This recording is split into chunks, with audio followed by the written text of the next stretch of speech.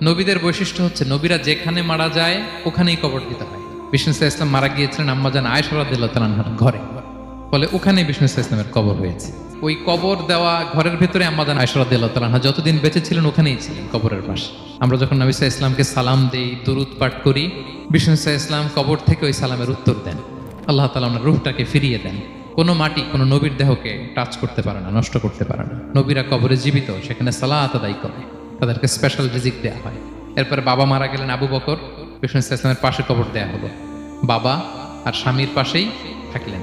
এরপরে ওমরে ফারুক মারা গেলেন, ওনারও কবর দেয়া হলো। কিন্তু এখন তো আর বাবা আর স্বামীর সাথে পর্দা নাই, ওমরে ফারুকের সাথে তো পর্দা আছে। তো তখন তিনি ঘরটা হয়ে গেছে ছোট, 3টা কবরে অনেক জায়গা স্পেস নিয়ে গেছে। এখন অল্প একটু জায়গা পর্দা টাঙাই দিলেন ওমরে ফারুকের সাথে, পর্দা হিসেবে ছোট্ট একটা জায়গায় যতদিন বেঁচে ছিলেন ওখানটাতেই ছিলেন।